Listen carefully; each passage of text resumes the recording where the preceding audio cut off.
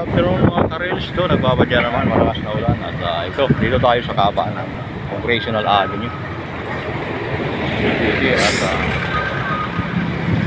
At itim ng babagsak na ulan. Ito, monitor natin ang ilog dito.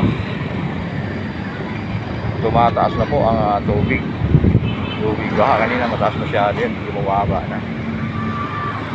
Tuloy-tuloy po ang agos. Diretso po yan ang San Francisco del Monte, may Cresco. Lalo po yan. Tuloy po ang ating pag-monitor dito sa weather update at palabas na ng Philippine Area of Responsibility ang Bagyong Bring at may papasok na naman Bagyong Hana, subalit walang dapat ipangamba. Hindi siya maglalandfall sa Caloocan ayon sa pag-asa at forecasting. Ganun pa rin, hindi rin tayo pwedeng mawala ng pag-asa.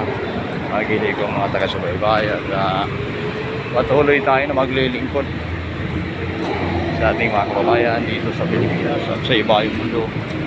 Wala man lang tayo na itutulong na material na bagay o salapi dahil tayo ay isang hamak lamang na ikangay nag-video ng mga nakikita.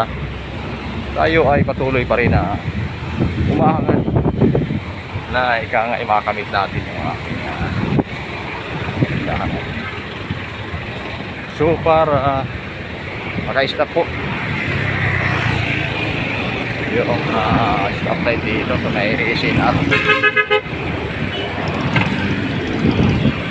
Follow rules and regulations sa mga kaya ito, tawid tayo.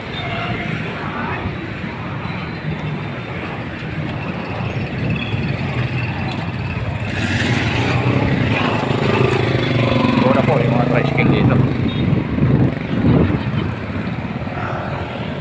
SNR member feast September 1 to 30, last na pala ngayon.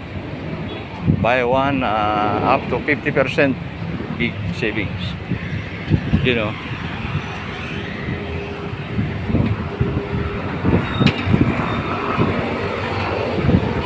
Kita po yung big sale ng SNR membership shop. Malakas pong hangin dito. Bye-bye. Maraming salamat. Magandang hapon. Thank you for watching.